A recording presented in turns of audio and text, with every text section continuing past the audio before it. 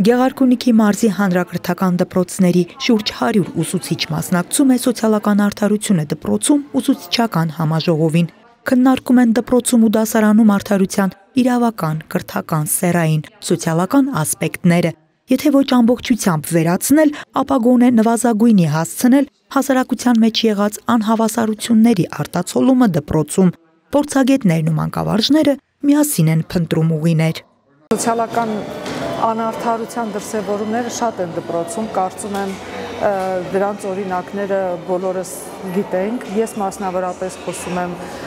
դպրոցական բուլինգի խնդրի մասին, որը սոցիալական անարդարության դրսևորումներից մեկն է, եւ յուրաքանչյուր բանախոս իր ոլորտից փորձում է իր փորձը կիսել եւ ինչ որ խորհուրդներ տալ եւ գործիքներ տրամադրել ուսուցիչներին, որոնք կարող են իրենց լսարանում օգտագործել։ Հաճախ երեխաները, որոնք անապահով ընտանիքներից են,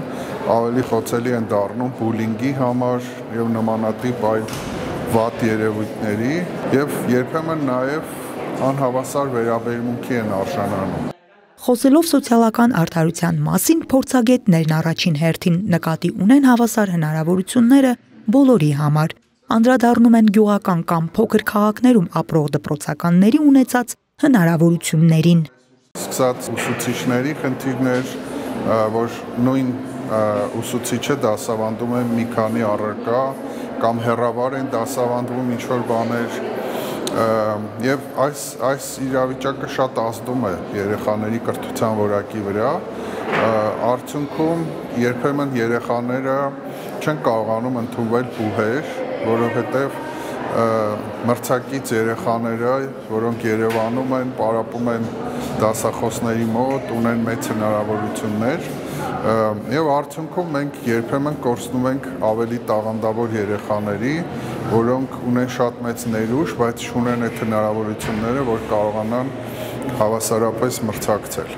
Ուսուցիչական համաժողովի ընթացքում տարբեր գործնական աշխատանքների միջոցով մանկավարժները զինվում են նոր գործիքակազմերով, երեխայակենտրոն մոտեցումների, նրանց հետ գործակցությունն առավել փոխշահավետ եւ միմյանցից ունեցած պահանջներն ու ակնկալիքները հասկանալի դարձնելու ուղղությամբ։ Մենք որպես հասարակություն շատ հաճախ տարբեր խնդիրների հանդիպելիս ասում ենք ուսուցիչն է մեղավոր, դպրոցում ինչ է սովորել աշակերտը,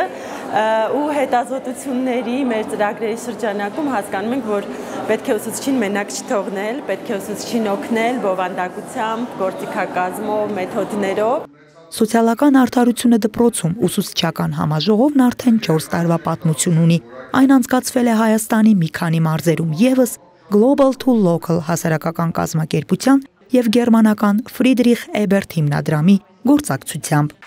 Անահիտ Կարյան, Սարգիս Ալավերդյան, լուրերի համար։